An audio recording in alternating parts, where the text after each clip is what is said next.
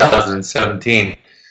Tonight we get to review another book from Harriet Lerner, one of my favorite self-help health authors. And one of the reasons why I like Dr. Lerner is because she gets it so consistently. So you know you're not just getting somebody who has a technique or a small piece of the puzzle, but somebody who's obviously not just a great thinker, but who has done a lot of their own work. And her work comes out of a private practice. And so I have a lot of respect for that also, because I think a lot of people can do research, or can do education and academics, but really the wealth for me comes in doing my own personal work, and the therapists that I've met that have been really gifted at what they do, the same is almost always true for them. So with that preamble, let me get right into it. So her book is called The Dance of Fear, and we're going to talk about a few different things tonight. We're going to talk about fear, we're going to talk about shame, we're going to talk about courage. I'll mention some things around embarrassment and anxiety, and she makes some distinction between all of them. I'm also going to talk a little bit about guilt tonight. But she starts off, and I think she does a great job of this in all of her work, where she reminds you of the human experience, and that to be human means that you're going to fall somewhere on the continuum of mental health and wellness at any given moment. That all of us have anxiety, and that being human means that we're going to experience the ecstasy, the wonderment of being human, and we're also going to experience the misery of being human. So the joy and the misery are something that we have together. And there's a theme throughout her book of this idea of embracing all, a kind of mindfulness. At times she makes a mindful recognition or awareness that not everybody can be mindful all the time, but that there is a practice in dealing with our shame, our fear, and anxiety, of mindfulness, of embracing it, of learning from it, leaning into it, and also at the same time finding out what richness, what lessons, what wisdom it also has to offer you. There's no simple way out of fear. You know, I think I've shared this idea before, where I used to think for many years that therapy was going to result, I think, substantially in removing my fear in situations, and that then I would be able to go out in the world and be myself, and be authentic, and say courageous things about who I was and how I felt. And I remember exactly where I was when it came to me after having another wonderful session with my therapist, where throughout the session, during the session, I was incredibly at peace with myself, with what I needed to say and do in my relationships. And then I remember the moment where I was on the off-ramp of the freeway getting home, where I realized the fear had almost completely returned. And it was at that moment that I realized that I was going to have to learn to tolerate fear and do it anyway. The therapy was never going to completely take away my fear, but I could, those moments, those anchoring moments, those centering and grounding moments. And that can happen in a therapy session, of course. I think that's probably the most ideal setting, because that's a setting where you're in relationship with somebody. But that can happen when you're reading a book, or listening to a webinar or a podcast, right? When somebody's sharing with you something that they've learned, or you're attending a 12-step meeting, where you have this sense of okayness, right? That can be the anchoring moment. But then remembering that when you go back out in the world, that those waves of fear are then going to hit you. And you can recall from those experiences thoughts, ideas, concepts, even draw from the feeling that you felt, that it'll be okay. That at times we have to practice almost as it is a mantra, to talk ourselves and remind ourselves of what we know, even though the emotional experience can be very terrifying. So there's no simple way out of fear. Obviously, fear and anxiety can be warnings, right? They can help us avoid unnecessary and dangerous decisions in our lives, situations in our lives. So again, that's the difficulty with it. If fear was always, if anxiety was always negative, then we could simply work to eradicate it, if it were possible. But we can't. And at times, some of the difficulty that I think a lot of us get into is we do feel a certain feeling, like an anxiety about something. And because we have such self-doubt, right? We're not in the practice of being in touch and embracing our feelings, we can talk ourselves out of it. And that's where I'm going to go to, I think, what one of the big points in this work is the idea that the best way to foster confidence and clarity is to allow children to feel. And the reason that we don't know what to do can, in many ways, be traced back to where we taught how to feel. And by being taught how to feel, what I mean by that is, were we allowed to feel? Was it embraced? Was it honored? I know a lot of parents don't want to look at it that way. They don't want to look back on their own childhood because they don't have any kind of overt anger with their parents or leftover emotions. But it is, if not the most significant way, it is a contributing factor for us. Our ability to feel and know what we feel is something that can later on give us clarity. And I know that almost sounds too simple when I say it that way. We know what we want. Conversely, a lot of times we get told what is right, what is wrong, how we should be feeling, right? And sometimes the more subtle that message is given, the more hard it is to pull it apart and unpack it. But learning to feel it, learning to lean into it, learning to embrace it, paying attention to it. And like I said, in many ways, therapy can be, if not the only way, definitely a critical part of doing this. Because that's where we get to be in dialogue, in relationship. If we don't learn to express our fear, learn to feel, we can end up acting it out, right? In anxieties and in neurotic behaviors, and other symptoms of self-medicating or self-soothing that can be inappropriate or destructive in our lives. I love this idea that she teaches in the book. Feelings aren't a package, are a package deal, excuse me, they're a package deal. We can't simply go back and select the ones that we want to feel, right? Where there is joy, there is also sorrow and pain, right? Where there is love, there is also loss and grief. And so this is part of a full picture that if we were to carve out any of these emotions, that we would be incomplete, less whole. And then she talks about this idea. I love this idea. It might be unpleasant to feel these feelings, but it is evidence that we are alive, right? I told the story about a friend who was going through a really traumatic situation with this child, where his young child had a terminal illness, and it was a painful and difficult illness. Many surgeries. At birth, she was predicted to live to the age of about 12 years old, if they were lucky, and I think that's about the exact age that she lived to. And during the waning months of her life, he would post for friends updates on social media about how she was doing and things they were trying. And I bumped into his brother at a conference, at a professional conference, or actually it was a friend. I bumped into a mutual friend at a professional conference years ago, and I said, have you seen so-and-so's postings and how difficult it is? And he said, yeah. And I said, I can't bother to look at it. Sometimes I take a screenshot of it, and I want to learn about what he's going through, but it takes me maybe a day to read all of it. I'll read little bits and pieces at a time. And my mutual friend said very gently to me, and he said, but doesn't the pain that you feel remind you that you're alive, help you know that you're alive? And immediately, for me, that was another aha moment where I had this difference in a relationship with my feelings. So she talks about this idea that our painful, difficult emotions are a signal that we're alive. And we're not going to be alive forever. And so it's something that we can also cherish. This kind of reframe can also help us to cherish it. She talks about her experience after 9/11. She began to gather articles about people's fears and reactions to 9/11, and most all of us on this can remember exactly where we were and what feelings came up for us. And then she also noticed, she gathered articles at the same time around what people were doing to cope with it and deal with it. And she kind of gathered all of that information. She came up with 8 things to help us understand what people were, how people were being helped.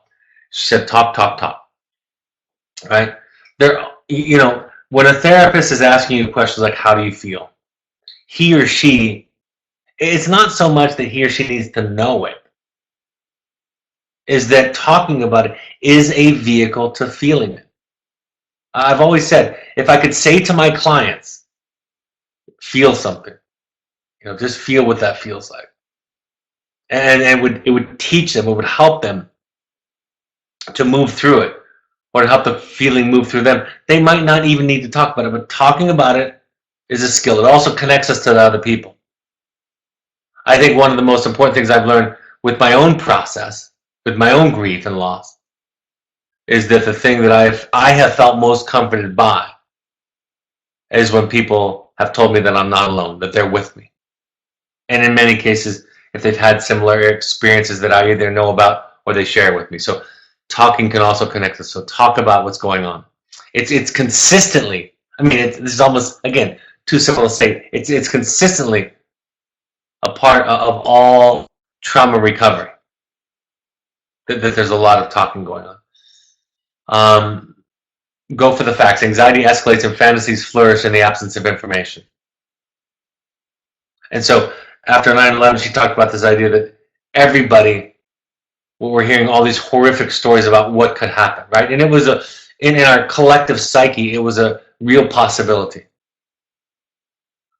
But learning about what's real, learning about what the facts are, can be helpful in us diminishing our irrational or exaggerated feels.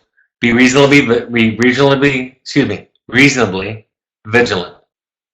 Right? That's even now today what we have to do in our airports when we fly. There's a reasonable vigilance. Having a hard time talking this evening. Vigilance that we can maintain. Don't be ashamed that there are certain risks that you choose to avoid. Right? It's okay. Visiting a certain country, for example, taking certain risks in certain neighborhoods at night would be unsafe for all of us. Steer clear of activities that just rev you up. For example, turn off the TV. I've thought about this for years because I've not been much of a news person or politics person. This recent election cycle has definitely had a pull on me.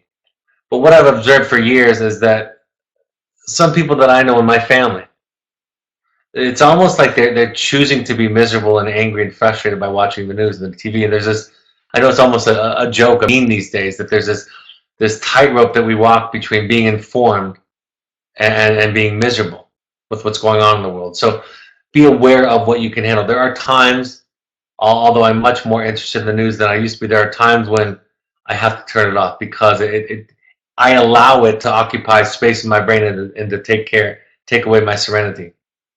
Seek out activities that calm you down. For example, after you switch off the TV, take a walk, do some yoga, some stretches. Right? There are things, and she mentions this several times in here, that while there are no, and she avoids, see Dr. Lerner is really good because she avoids these kind of quick fixes, these 10-step processes, and then you will automatically be fixed. It's one of the things she makes the point that this book is not. This book, like her other books, is an invitation into a new kind of process, a new way of thinking about it. And she does list, however, some practices that can help to mitigate paralyzing or difficult fear or anxiety. Keep your perspective. Terrible things happen, and it's still possible to move forward with love and hope. And then connection, which I think relates back to the first thing. Connection. There's so much, and I'll talk about this at one other point tonight. There's so much about our pain, our shame, our guilt, our fears that connect us. You can't see the list, and I can, but there's a list of dozens of parents on here tonight. And some of you might even be in the same neighborhood, right? You might be in the same city, you might be in the same area. And there are hundreds and thousands of people just like you who have struggled with some of the same family issues that you've struggled with. And yet we spend so much time trying to present an image because we're afraid, right? That's part of shame, afraid of being rejected because of our imperfect, messy lives, when at the same time, if we're able to open up about that more and share, it would provide for more connection. Many common fears, she says, the fear of rejection, intimacy in social situations, or speaking in public, are about shame. At the bedrock of fear is the fear of being seen as essentially flawed, inadequate, and unworthy of being loved. I think that's a very simple definition of shame. At bedrock is the fear of being seen as essentially flawed, inadequate, or unworthy of being loved. And I want to be very clear about this because I talk with lots of clients about their shame. It can show up as depression and deflation. It can show up as inflation. It can show up as disconnection. It can show up as over-functioning and hyper-successful, right? The antithesis of course, is just authenticity, no pretense, just who we are. And that's a difficult thing for all of us. She goes on to say, shame is so painful that nobody talks about it personally or wants to go there. When was the last time you discussed your shame at the dinner table? Shame is the least talked about emotion because people are ashamed of their shame. Whether it's shame about your body, your teenager, or how you chew your food.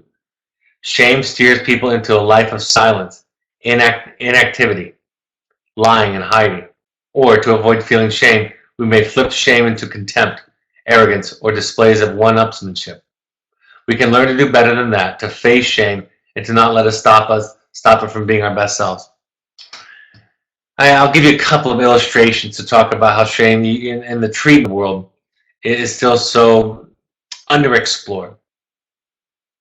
There was a point when I give an in-service, sometimes I'll ask this question. I have to space it out so that it's not too common, but I'll ask the question of our staff, right, our frontline staff, when I'm talking about shame or coercion or providing a safe, healthy, emotional container. I'll say, how many people in this room, raise your hand if you've ever used your power, right, in the field, over students and clients, if you've ever used it irresponsibly or to feel better about yourself. Raise your hand. And I raise my hand, and people raise their hand slowly. And I say, that's a trick question, because if you've been doing this for any length of time, you do that, right? It's not something you aspire to or are proud of or is your common practice, but you're going to do it. When mentoring one of our staff who works at our intensives, I was talking about this work that we do around, as a therapist, looking at your own stuff. When a client gets upset with you, frustrated, when a client feels like you're not hearing them, how to stay tuned into the client instead of defending yourself and using all of your skills and tools and vocabulary to do it. And I was saying, this is really the gold of therapy, right? This is the real stuff. And they won't, I said to her, and they won't teach a lot about it in graduate school. And my staff members said to me, they said, why not? This seems like the most important thing that they could talk about. And I answered simply because most professors haven't done their work. Most professors don't look at their own shame. And so it's pervasive. It's part of the human existence. It's part of being human. And in fact, Dr. Lerner, I don't have a slide that I talk about this, but she gives a great example where her mother-in-law, I believe it was, in order to have that discussion about shame at the dinner table, said as dinner was ending one night, what if you were to walk out of the room, what would be the one thing you'd be most afraid people would say about you? It was a great way to begin to talk about shame in a family. Gave another example where a father, struggling with his son's weight issues, was able to trace it back to some of his own shame about losing his father, and he led with that, right? He told his son about that, about the shame that he felt growing up.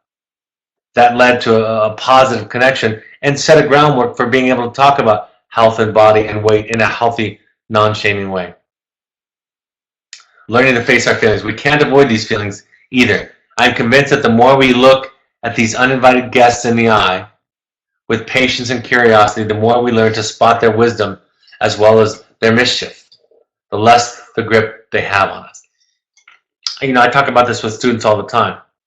There is this idea that the unexpressed fear or anxiety or shame is less powerful. It becomes more powerful, more insidious in our lives.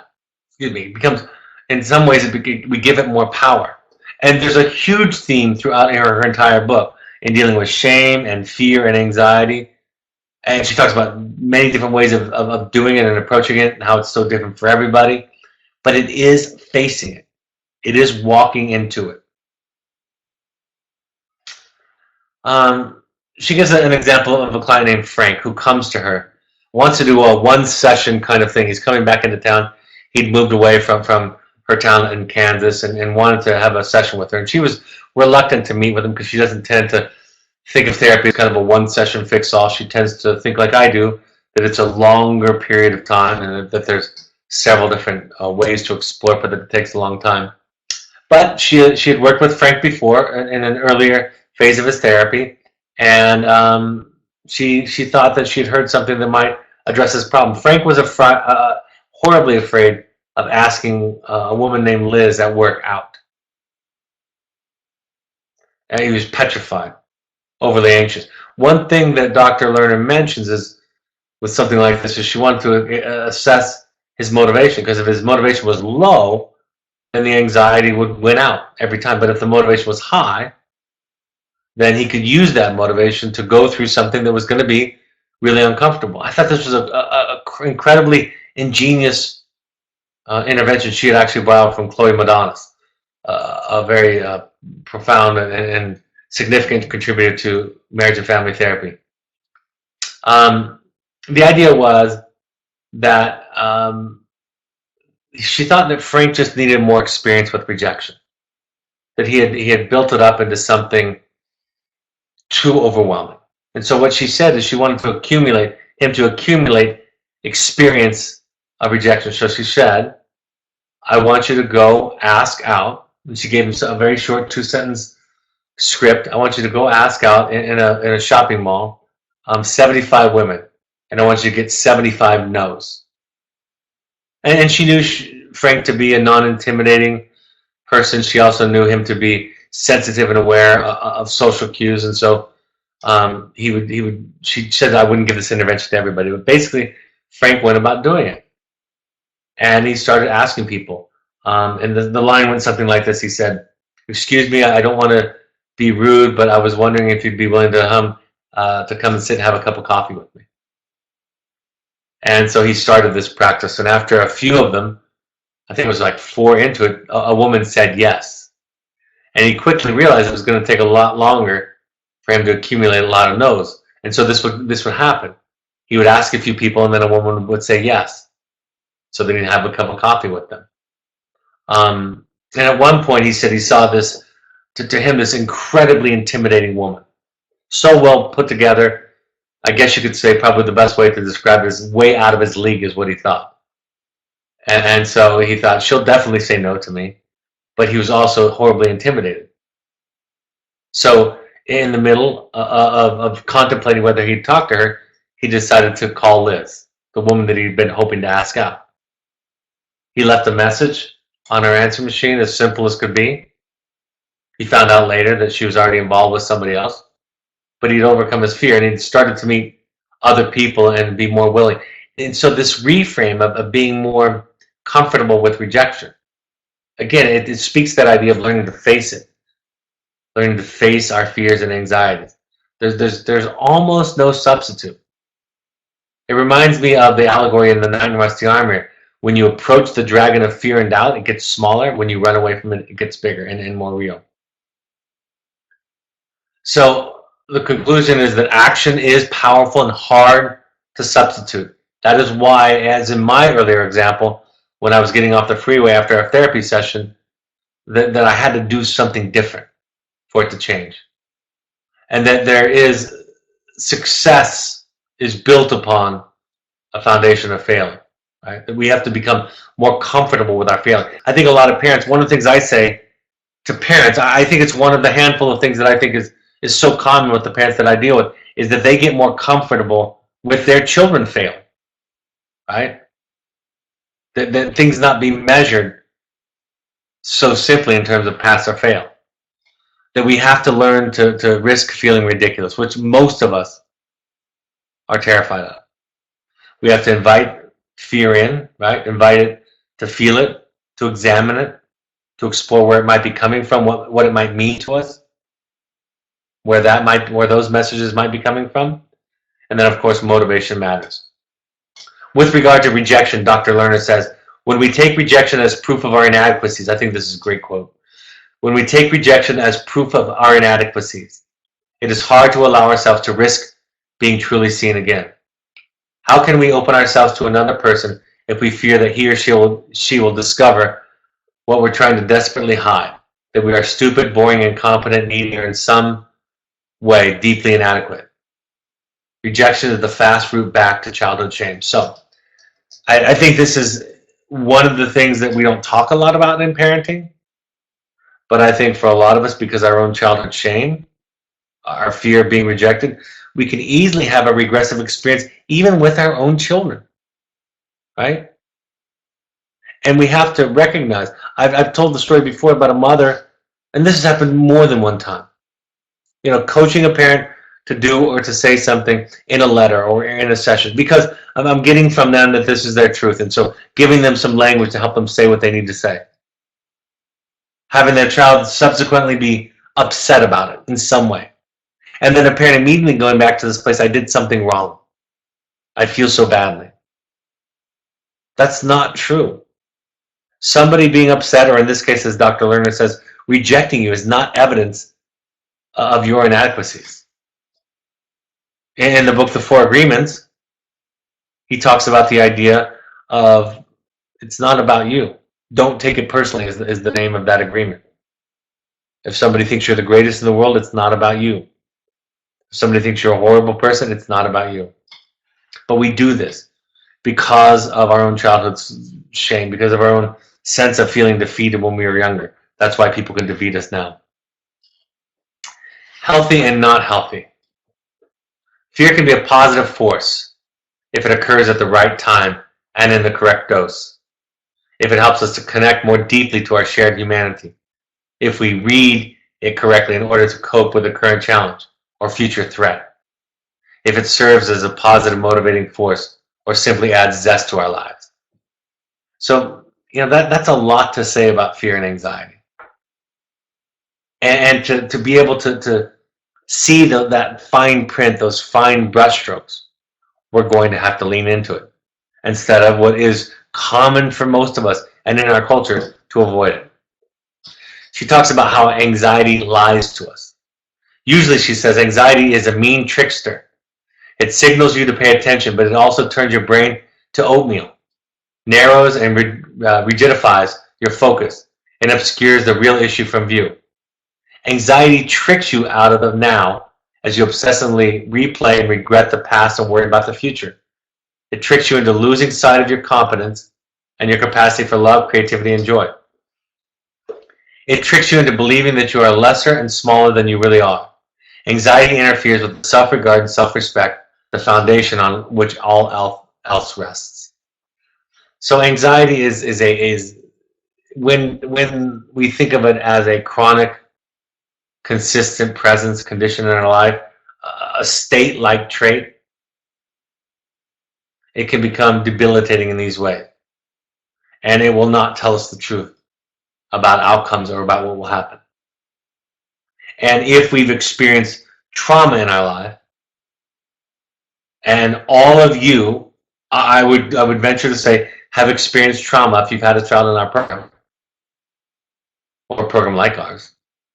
You've experienced some trauma, if not before your child's issues or presentation, then after your child's presentation and issues. It is hard not to respond from a trauma based from an anxious place. I remember for years, I don't think this served my firstborn son very well at all. I remember for years that I would play out in my mind reading impact letter after impact letter, letter from parents after letter from parents, where they described, we saw early signs. This is what we saw when you were younger. And asking myself on a daily basis, am I going to be writing a letter like that someday to my child? Because of the signs I see when he's 4, 5, 6, 7, 8, 9, 10. Right? I had vicarious trauma in that way, carried it. And then, like I said, there are many faces. While anxiety drives feelings of worthlessness and incompetence, in some people, it inspires narcissism and grandiosity in others. So anxiety, fear, and shame, which is a fear of rejection, of being unloved, can also lead us to overcompensate.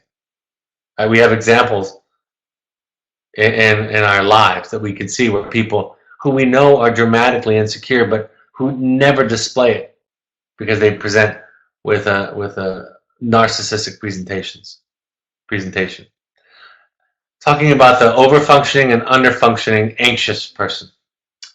So to overfunction, I spelled those words wrong twice on the slide, exactly the same.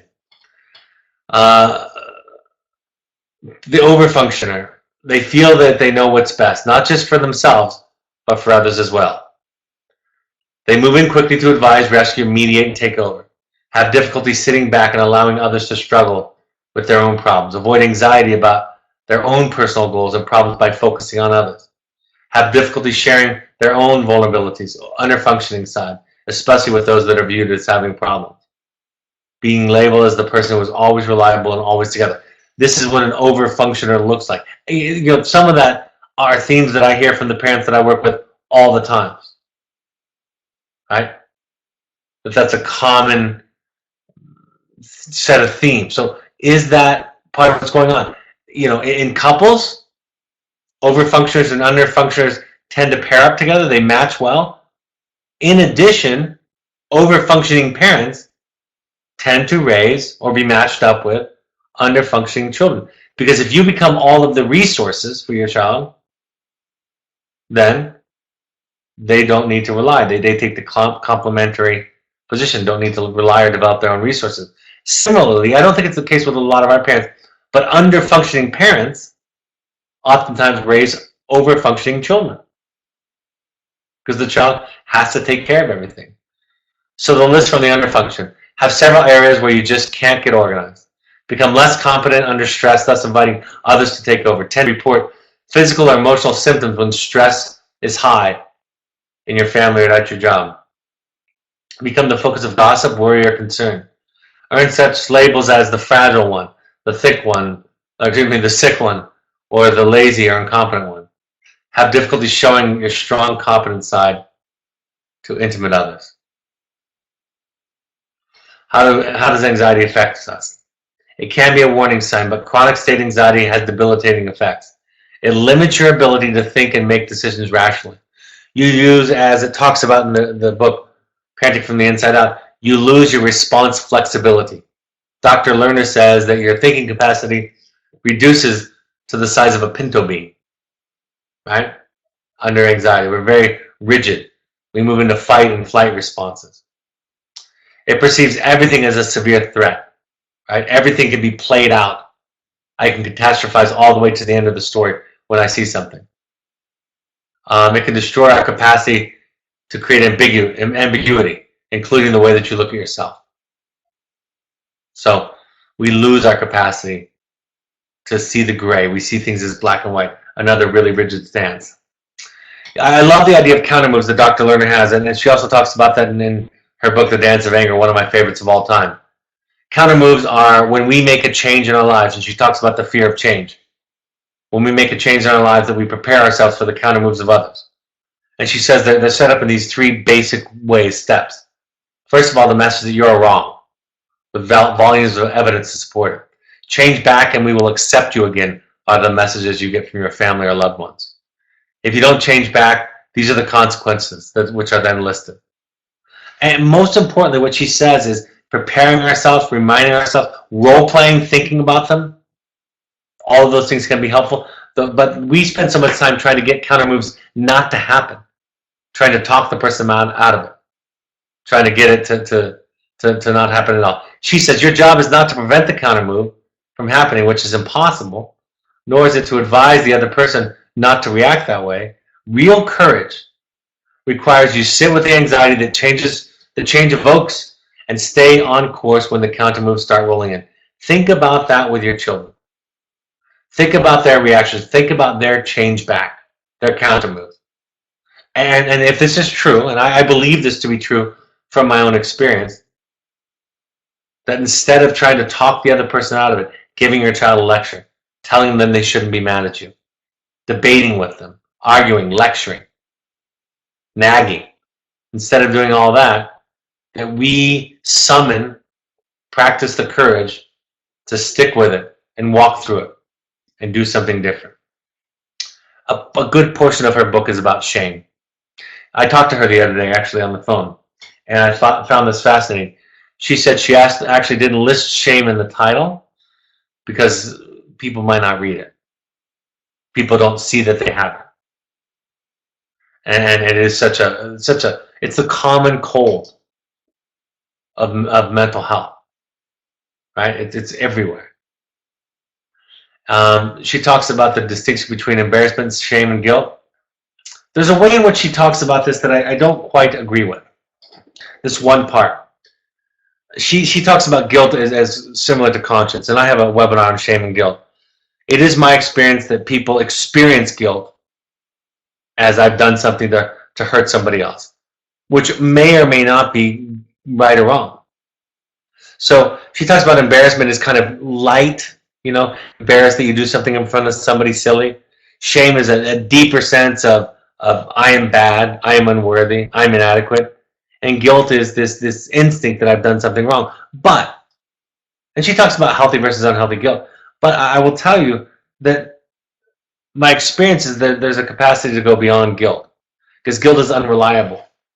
Most people, clients and parents alike, tell me that one of the biggest barriers to them doing the right thing in their life is guilt, because they have been conditioned to believe that when they do something else that somebody's upset about, displeased with, hurt by, that they've done something wrong.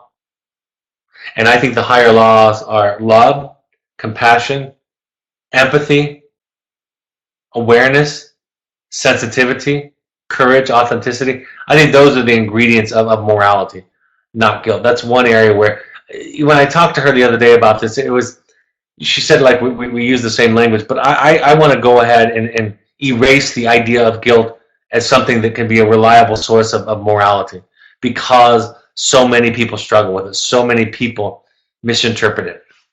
She talks about secondhand shame, and this is something very common to parents that we work with. This idea that I'm ashamed of my child's misbehavior, right? My child is acting out, he or she is at evoke. They're not in college like the other children. They're not having all these wonderful accomplishments. They're experiencing setbacks, mental health issues, addictions, and so forth. And then she talks about something I talk about very often, knowing and learning the difference between your piece and their piece. She gives an example where one mother, whose son in a small community had burnt down some prominent building in town, and then this woman started to avoid people, and the shame, like it does, when we avoid it, got larger and larger and more debilitating. She had to practice this mantra, I am not my son, and my son is not me. And when I read that, I thought, out of context, that would be strange to repeat, but it makes so much sense.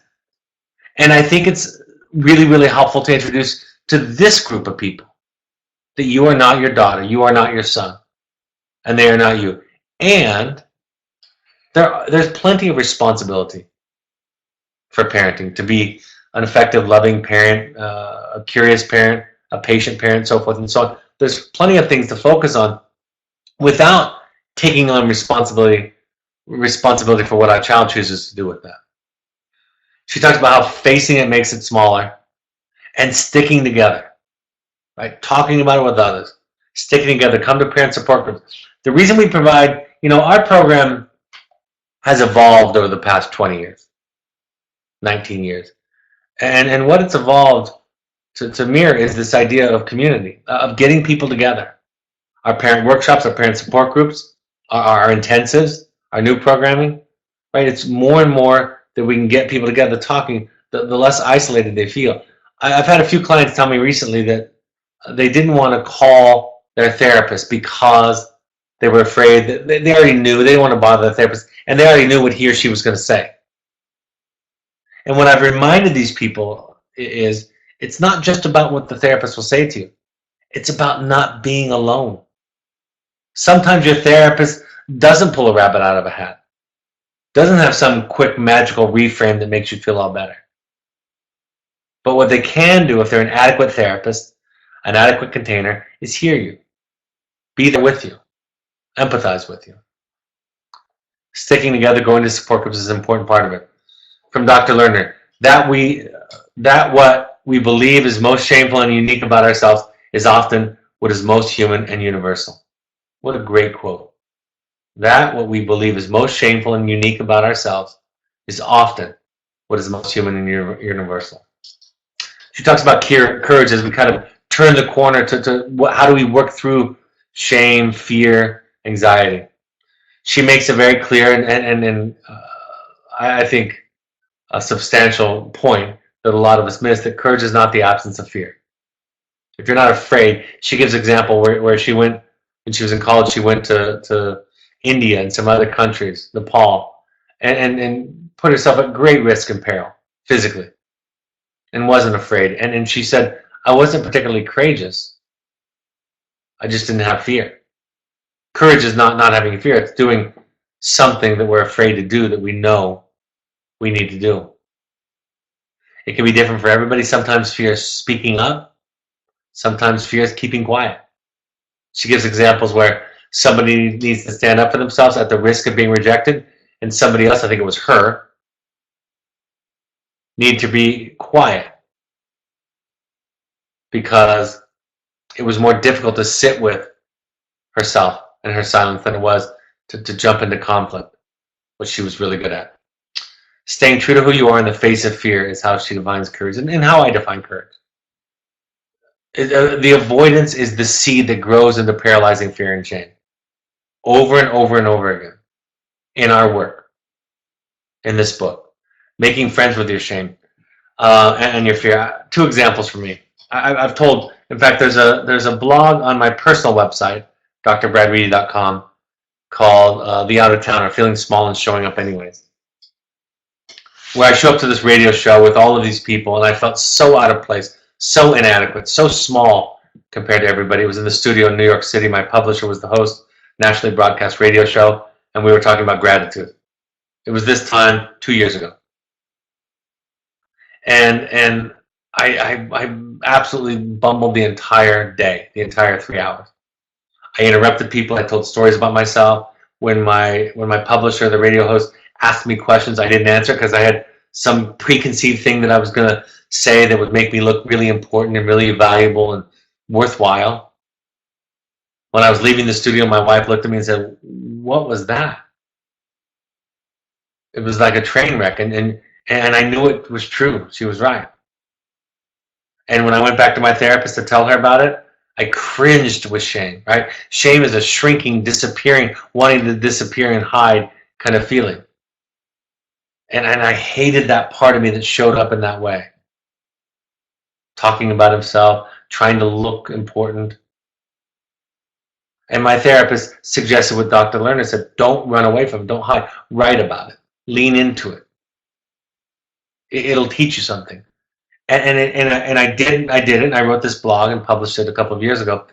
But what it did for me is it allowed me to embrace it. And now I can see it coming more. Now when I have that same feeling or those same behaviors, instead of beating myself up for them, and how many of us do that, right? Instead of beating myself up for them, I embrace them. I recognize that you're feeling small.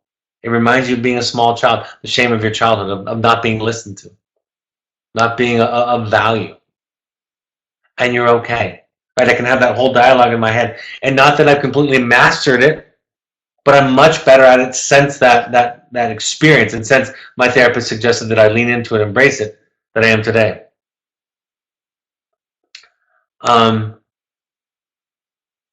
I forgot what the Iron Man example. I've written a note here. The Iron Man example.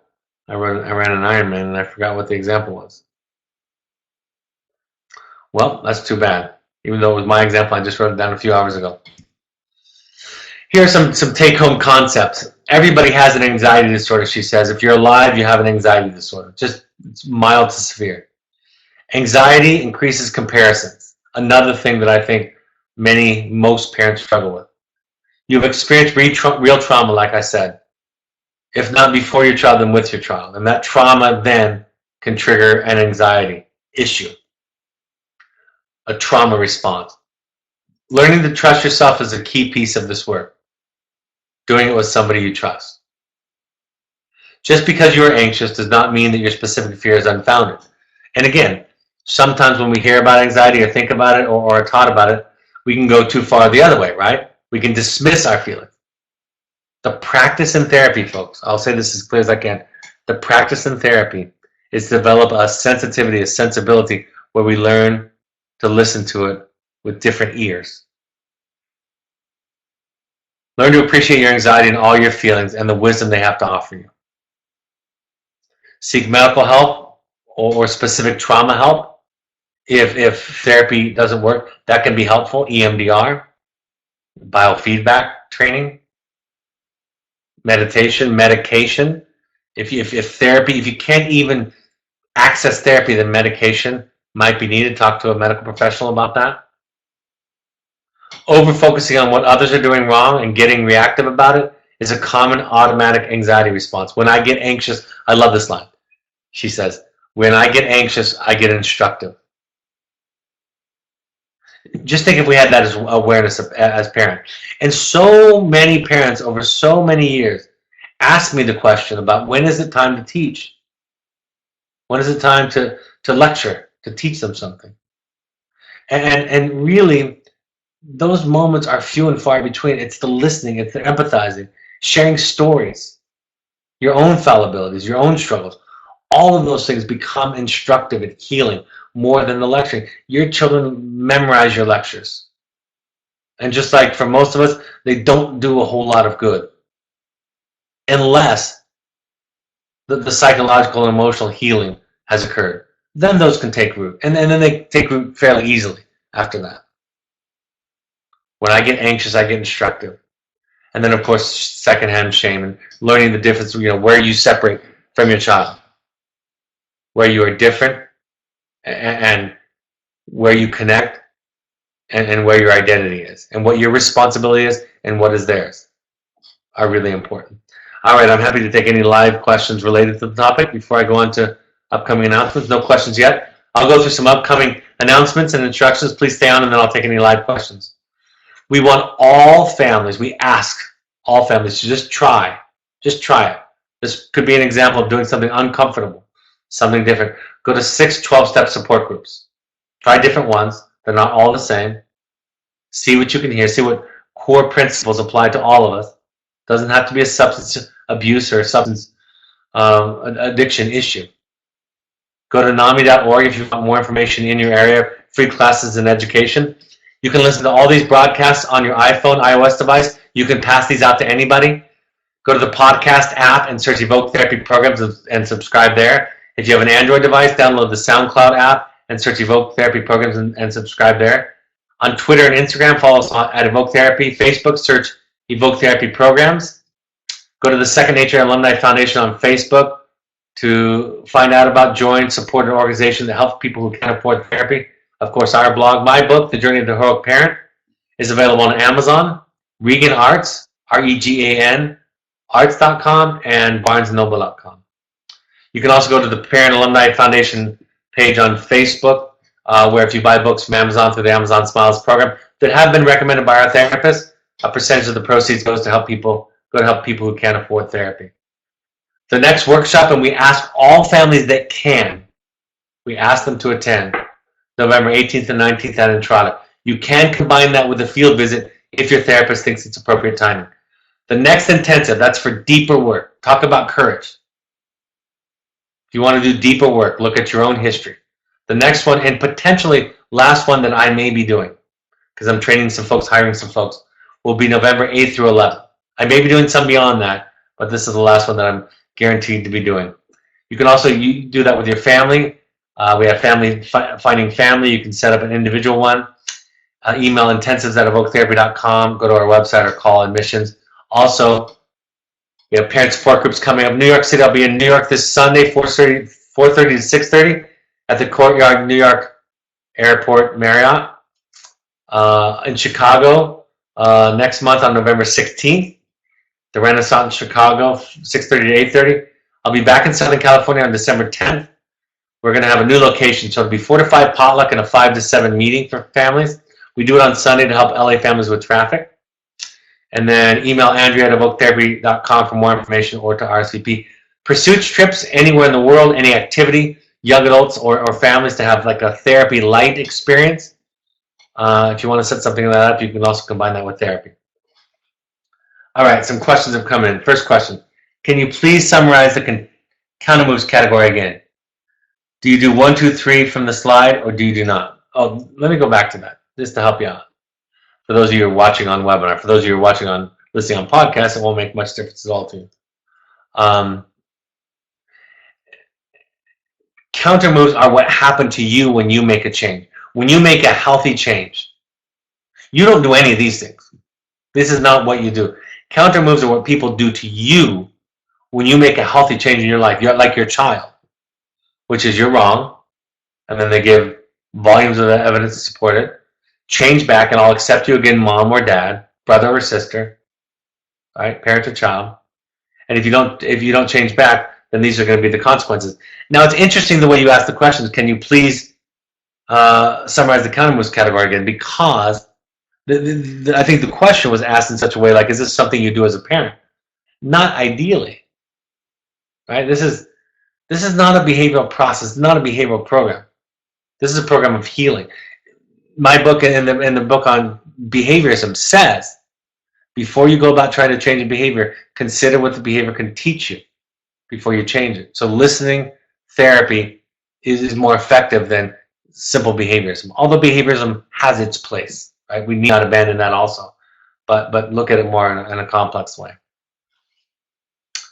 Next question: do you think that an almost 17-year-old could benefit from reading this book?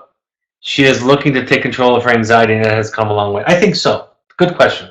I do think so.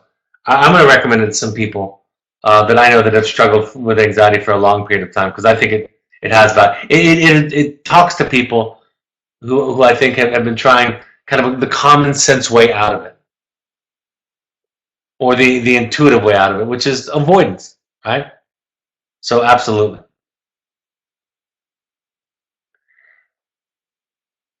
We do not do countermoves. We do not do them. Countermoves are what people do to you. According to that's Harriet Lerner's idea. It's also well illustrated in the book, The Dance of Anger. Countermoves are what people do to you when you change in a healthy way. Now, I think the reason that people are confused on this broadcast is because it looks and sounds a lot like parenting, right? When your child does something quote unquote wrong, this is how you respond. But that's where the real insight is, folks. If with our children we simply get angry, frustrated, disappointed with them, and we pile on top of them shame, on top of whatever they're dealing with, it's causing the symptom, then they don't grow up in their lives really knowing themselves, right? They don't grow up in their lives knowing what's right and wrong. They don't grow up in their lives knowing what boundaries are. So for more information, look at the webinar, the podcast webinar on The Dance of Anger, Healthy Boundaries, The Dance of Anger by Harriet Lerner, or read her book. It's a fantastic read. Countermoves are something that people do when you make a healthy change, to punish you, to keep you back in line. So, all right, folks, I'm going to be doing an open forum tomorrow night, Q&A. Send in any questions in advance. Please invite siblings, family, or friends, anybody that you would like that might be curious about what goes on here, curious about what you're learning. If you want to share, send in some questions you would want them to hear me answer ahead of time and invite them. So we'll send out the invitation first thing in the morning so you can send that link to other people. All right, I hope this is a helpful point of contact. Thank you. I'll see you tomorrow night, Wednesday, October 25th at 7 p.m. Mountain Time. Have a great evening. Take care. Bye-bye.